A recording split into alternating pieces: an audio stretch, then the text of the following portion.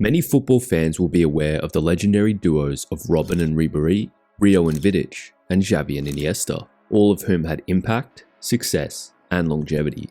But what about the pairings who maybe lack one or two of these traits, but are just as memorable for those who witnessed them? These are 10 football partnerships the streets will never forget. We'll begin with a pair who made the Premier League look like a video game back in 2013, Liverpool's Daniel Sturridge and Luis Suarez. The Reds' failed charge towards the Premier League title in 2013-14 remains one of the most captivating near misses in the division's history.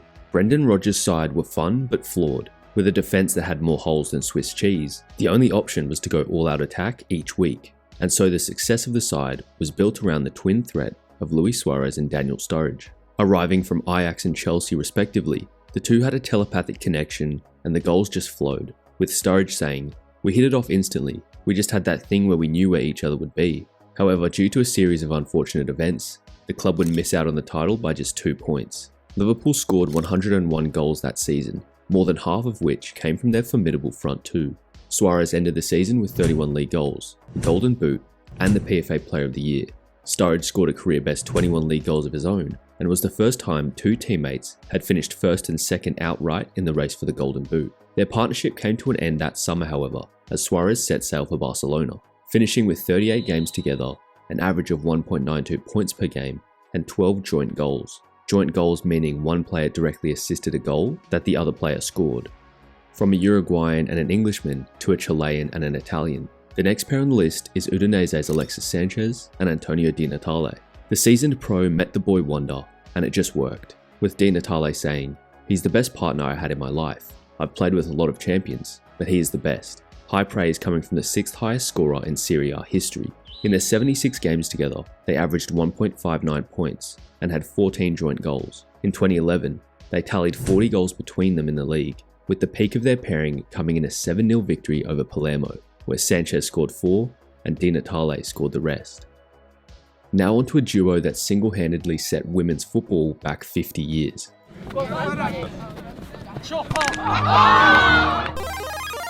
It's the former Crystal Palace wingers Wilfried Zaha and Yannick Bolasie. At their peak, the pair of them had more flair than the rest of the league combined. They played 96 games together, averaging 1.45 points and scoring 4 joint goals, with Bolasie tweeting out, "If I'm going to war, I'm taking him with me." Who's the best player you've ever played with? For all-out ability, it had to be Wilfried Zaha. Yeah. So we had a really strong spine of a team, a really honest team, and then our flair was Wilfried and Yannick. And they could do as they wished.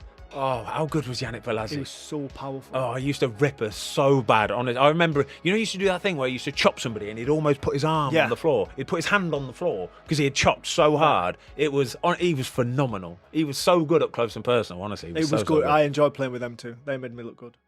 Now this next pair is going to be a controversial inclusion, but hear me out.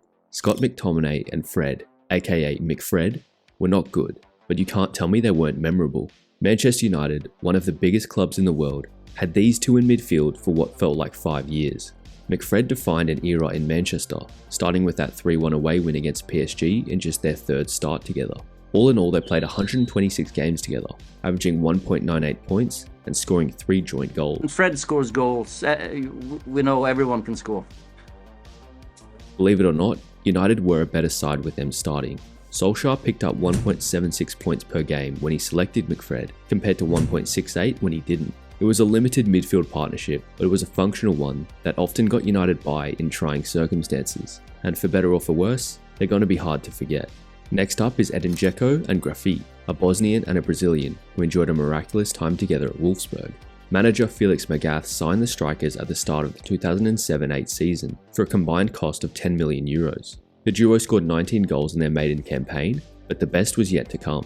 The following season, Wolfsburg would win their first and so far only league title. The prolific double act had cemented themselves as the league's highest scoring strike partnership ever at the time, scoring 54 goals between them. Not only that, but Grafite had finished as the league's top scorer with 28 goals in just 25 games, just 2 ahead of Dzeko. The highlight of the season was their 5-1 demolition of Bayern Munich, including Grafite's back heel, the goal of the season winner. Even amid the celebrations, it was hard to imagine the stars aligning in such a way again. The pair played 103 games together, averaging 1.55 points and scoring 26 joint goals. Dzeko eventually left for Manchester City, and Graffiti went to the Saudi Pro League before it was cool, as Wolfsburg slipped back down the table. Now down to the other end of the pitch, we have two men who gave Stoke City the reputation it has around the world.